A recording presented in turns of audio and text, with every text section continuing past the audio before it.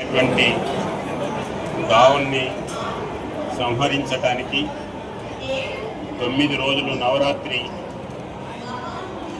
పూజలు చేస్తూ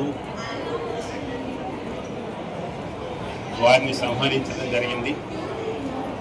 దానికి ప్రతీకగా అదే రకంగా ఈరోజు మన యొక్క కనక దుర్గమ్మ గారి 9 రోజులు 9 రకాలైనటువంటి పూజలను నిర్వహిస్తూ ఈరోజు దేశంలో ఉన్నటువంటి శక్తులు, అరాచక శక్తులు ఎవరైతున్నారో వాటి నుండి కాపాడాలి అనేటువంటి ఆలోచనతో ఈరోజు అమ్మవారిని కోరుకోవటానికి ఇక్కడికి రావటం జరిగింది.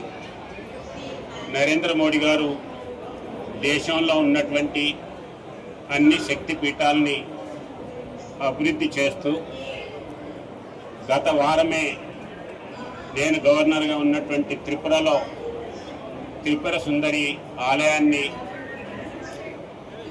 త్రిపుర సుందరి దేవిని సందర్శించుకోవటం, వారి యొక్క ఆశీస్సులు తీసుకోవటం జరిగింది. అక్కడి నుండి ఇక్కడికి ఈరోజు ఈ శక్తిని అయినటువంటి దుర్గా మాతను పూజించి తెలుగు ప్రజలే కాకుండా దేశంలో ఉన్నటువంటి ప్రజలందరికీ కూడా మంచి ఆయుష్ ఆరోగ్యాన్ని కల్పించాలని చెప్పి ప్రార్థించటానికి ఈరోజు ఇక్కడికి రావటం జరిగింది.